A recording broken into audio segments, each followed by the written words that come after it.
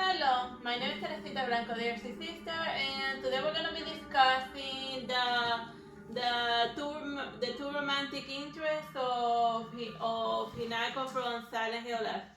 So yeah, we first got Kotoyuki, or the foster mask guy, and Shu. If both of these persons are like you first see Shu's the first one that you meet, and you see him like in the world before everything gets a little misty. While Kotoyuki is relegated to the place that resembles like a traditional Japanese temple or stuff or manor. But we can't talk about him in depth without first discussing Hinako's father, because her relationship with men in general is tainted by her terrible relationship with her father.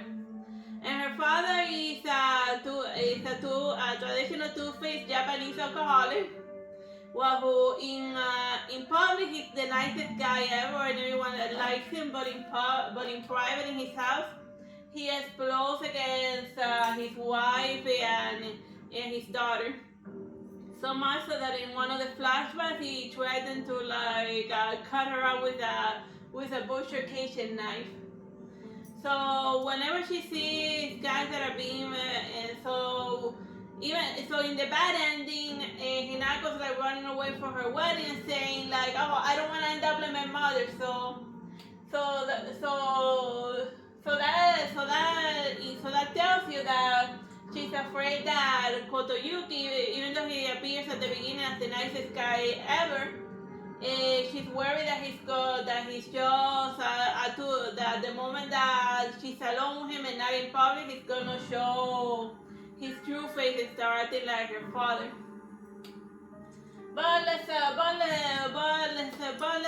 roll back a bit and go back to Shu. Shu is actually in his final form where he becomes like let me see, oh yeah, monsters. Here's Shu's final form, like a creature with many hands, and here's his face right in the heart, right in the hollow of the heart, all twisted and warped with lots of hands that are giving her things. But it seems that Shu's also responsible for Hinako's bad ending, which is that she's taking the red pill, and then that causes her to go on like a killing spree, and then until the police arrest her or shoot her down or something. Well, she's not in America, so obviously she wouldn't get shot at. She will get hit. She will be beaten to death by sticks and stuff. That's an interesting thing because there's a type of abuse that people do to women in specific that is called gift shaming. That is basically you need to like me because look at all of the gifts that I keep giving you. Yeah. So that could be something about him giving all of those gifts and then expecting her to love him in return. Yeah, cause Shu, oh yeah, am I getting? Cause the thing with Shu is that he ended up with he shows wrinkle. He made his shows, but he still wants to have Hinako all tied down to him. And in one of the endings, he shows up at her wedding, and then he's the fox mask Kotoyuki with like a bat. Like, what kind of a psychopath? What kind of a psychopath does that? And then, so he's not as goody two shoes as it appears. Like, he's not right to sense that there's a darkness inside of him. And also, and even as far as high school or middle school, he was giving her this red pill, the red pill that she then ends up taking and developing a substance abuse in the bad ending. That treats her headaches, but it also gives her weird lucid dreams and weird hallucinations. So those warped people is just the way that she sees the world whenever she's flying, but at least she doesn't have a headache. So you could almost look at him as if he's the town dealer who controls everyone around him through the red pill. So then, when his favorite customer person Hinako goes up to marry Kotoyuki, the thing that he obviously his junkie reaction is to get a bat and go pick him up, instead of having a normal conversation that you will have with a normal human being, like respecting. Yeah, but because that's just how the men in the 60s like enforce the will onto other, especially as shown by this guy. And so Hinako was right to say that even Shu was just like her dad, because the way that he reacted to Kotoyuki, saying like, "Oh, you're gonna steal my second, the woman I haven't reserved. Well, I'm gonna do physical violence upon you and beat you up with a bat. Here's Johnny." So yeah, Shu is not. And when he does allow Kotoyuki to marry her, he ends up being very possessive about it, saying, "Well, now you also belong to me, and you're part of my space cadet," weird shit in one of the endings. So then I'd be thinking like what kind of a psychotic possessive way is it that, that he only allows Kotoyuki to marry Hinako if he also belongs to like the town drug dealer. Because that really is how it is. Because like what's his medical background in middle school? Oh, he's the grandson of the town healer. And this is not to throw shade at traditional medicine. Silent Hill F is the one that has an issue with traditional medicine, that's shown in the first ending that they give you in the game, that where it zooms in at the red pill telling them that this tragedy happened because of this weird, sketchy traditional medicine from the unknown origin. And there's even like doctor's notes everywhere from like the real doctor of the city, where he says that, "Oh, the city stressed so much in traditional medicine that they only come to me when they have a foot in the grave." So yeah, so this guy perpetrating the cycle of doctor abuse in the small town.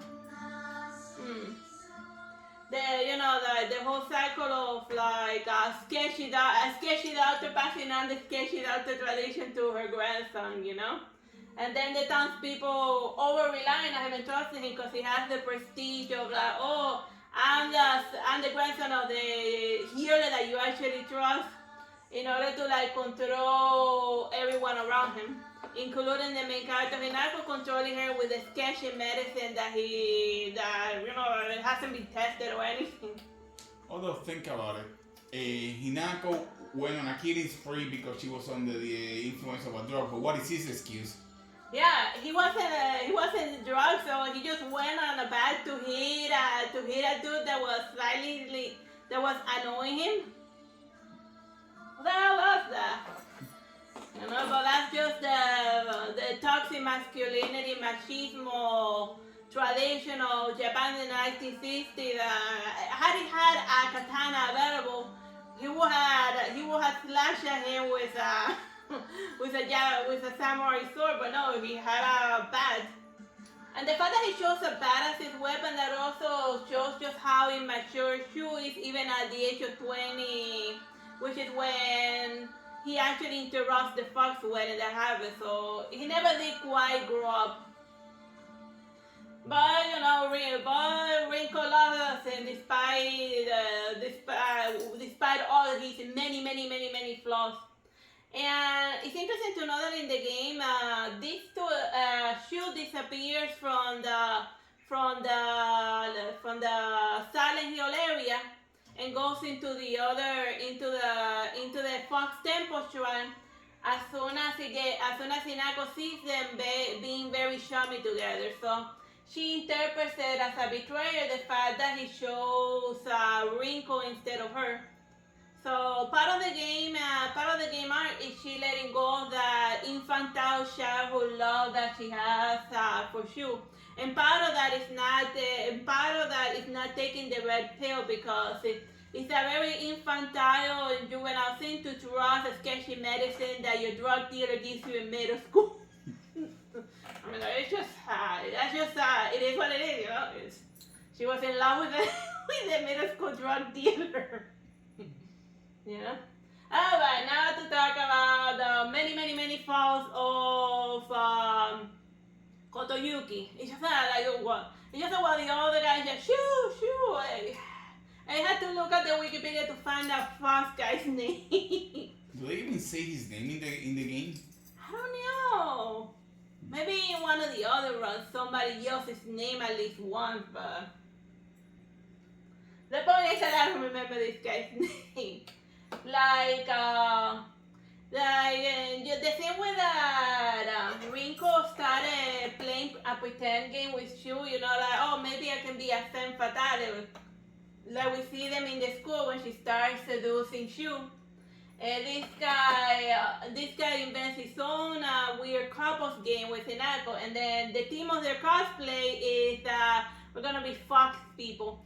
And you see that, and then you think that all of those weird monsters are we are 100% dear to harm her, but it's a pretend game. And how do I know? It's because a fox chick showed up and then she interrupted the game, and then all of the monsters suddenly disappeared. So she broke the immersion. So what's happening in the fox shrine is she just doing you know how she used to play Space Invader with Shu? Well, she's now playing with Kotoyuki, like their own little fox team type of game. And she met Kotoyuki when they were children, and then she protected him from a tiny little fox that attacked them. And as shown by his Wikipedia entry and stuff in the Silent Hill, whatever, he's been in love with Hinako ever since. And wait, could it be possible that both the hallucinations that you see are actually she just playing femme fatale, and none of that actually happened? Mm-hmm. No, we gotta wonder just how much of it is she playing a pretend game and all. Well, the fact that the game is split into two, and the fact that there's left Hinako and right Hinako, it shows that even her heart is split in two, because a part of her is still holding on to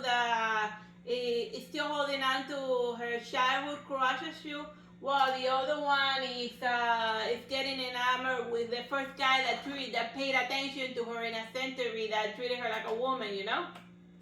So then she likes that he's very nice to her, but she also has a secret fear that, oh my God, he's gonna abuse me like my father. So that's also tainting her fears against this guy, and it not made it any better because at a point in the game they start drinking this weird water, and they say, oh, it's just fancy spirits and all that. But if you look at the bowl, what they're actually drinking is sake. The fact that it's made with like organic whatever, you know, sake is just fermented rice water. Very organic, a very good way to get you drunk. So then you could almost see that the tragedy of Silent Hill happened was that she took the red pill and then she drank sake on top of it. And then you know that you never mix sketchy pills with alcohol unless if you want to go on a serious trip. So that's what happened. Both of them trying to control her. This guy with sake and the other one with the red pill. Inside her stomach, it contracted to a stabbing murder spree. But yeah, but him controlling her with sake is not. Well, he also drank, so that's fine. It's not controlled. It's just tradition. Yeah, it's tradition, and also Kotoyuki, he's a lot like Hinako because he had an overbearing mother say, oh, you can't play with this person. Oh, you can't play. He had one of those control freak helicopter mother. You can't control this. You can't control that stuff. Even when Hinako runs into Kotoyuki, he's already wearing the fox mask and all of that because his mother already finished breaking him into submission. So he already lost his identity and he became fused with all of the things and responsibility that he has to do in order to carry out the family name. Because it's not because the mother, she wants to prove to like Japanese society that she belongs to like the rich person and like the elite. Because she started out as a servant that had an illegitimate son with a boss. But when you go to the shrine area, in your way to the wedding, you start seeing a bunch of women. And what I think happened is that Kotoyuki's father, he tried to have a male heir with his regular wife, and then he ended up having woman after woman after woman after woman. So then he'd be like, I'm not getting a son. So then he just threw his other wife out the window or whatever. Not literally, but maybe literally, because, you know, that was the tradition back then, that, oh, this woman is not working for you, just get rid of her. in whatever way. So then he went to the servant that already had given birth to the dick to carry on the family. And then that's Kotoyuki. He's a peasant boy that was suddenly forced to be a prince of a multinational organization, and then he was groomed in order to and crushed in order to carry on the Fox people family name. But the one thing that he still held on to was the love he has for Hinako, and be like, that's the one. This is the one thing I'm gonna choose for myself, my wife, cause he's been in love with her since he was a small child, and that explains why Hinako was able to like go off and marry somebody that's in a social class that was way above her, because he held on to a crush, a love for her from like way back when. And even like when you get out of her little house, when you walk a little to the side, you see the entrance to the Fox Temple, but you can never enter in them in like the overworld. So maybe he was able to always see her from afar while he lived in like the princely palace. So so then he'd be like, well, mother, I am finally an adult, and you told me that when I become an adult, I can do whatever the hell I want, and so I'm gonna marry the girl next door. So he's also like a control freak in his own way. The same way that his mother told him that, oh, you can't be friends with this person or that person. He ends up doing that to Hinako when he gathers in his fox shrine all of the evidence that all of her childhood friends are like the absolute worst.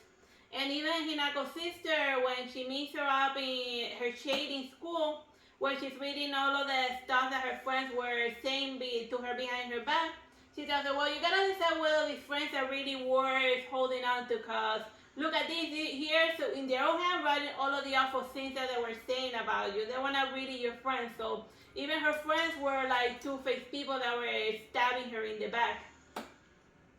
But that's also something that like abusive spouses do, that like they isolate their wives from outside help by keeping their friends, anyone that can help them out of a terrible relationship, out at a distance. So, and Kotoyuki just doing what his own mother did to him. Like his mother isolated him from his friends in order to groom him into like the perfect heir for the family. So then, in order to turn Hinako into his perfect wife, into his idea of a perfect wife, he isolates her from all of her friends and tells her, oh, they are just awful. And you see this Shu? He is the biggest, he is the absolute worst as well. So yeah, both of them are control freaks in their own way. One with pills and the other one using all of his connections that he has because of money. So yeah, but at the end, in the true ending, Hinako says that she might go back to him because when she's running away, he locks the door behind her so that she can the people in the audience and the fox that represents tradition is not able to go after her. So he gives her the freedom to, if you love them, set them free. So that's a very smart move on his part to just, you don't want to marry me? Okay, let her go off. She'll come back on her own. And based on what Fox Hinako said, the trick worked. She's gonna come back to him because he gave her the freedom to say no to him. And in the end, that's what Hinako really wants, the freedom to make her own choices. So at the end, this guy is the one who ended up winning the battle for her heart. Yeah, so basically, it's not that she doesn't want to marry him, he wants it to be her choice to do it rather than be forced into it. Rather than like an arranged marriage situation. Like it's all about consent, pretty much. Yeah, consent. And that's the overall message. Don't try to control your woman with like weird puppy pills or soccer or anything. Just and if she starts freaking out before the wedding, just alright, off you go. She'll come back. If it's meant to be, if she really likes you, she'll come back later. Just don't pressure people into things. Because this guy obviously knows what it's like to be constantly pressured into doing things that he doesn't want to by his overbearing mother. So, of all of unlike Shu, I feel like he's a better man for Hinako because He's literally the male version of Hinako, somebody that was pressured and molded into society and like completely denied his identity in order to fit into a specific mold that an adult forced upon him. So yeah. And no, he's not perfect, but at the same time, who is? Yeah, who is her high school junkie who already has a woman. He didn't say that Shu didn't say I left Rinko come off and marry me. He just said don't marry this guy. Cause Shu, since he reads a lot of manga, he probably wants Hinako to be the third chick in his the second chick in his harem. And yeah, harem shows are a thing in Japan. But yeah, and to control her with his red pill. And then you have to do whatever you want, otherwise they won't give you the red pill. Cause yeah, that's just the type of control freak that Shu is, who's the true bad guy, who's the true final boss. Who's the other girl next to him? Oh, that's I forgot, no, not Rinko, the other one. Remember that she's the priest lady, the priest girl that kind of drops dead. Right at the beginning, killed by Fox Hinako. Oh. But yeah, but we'll discuss the girls on a different topic. We're focusing on the guys. Bye bye and God bless.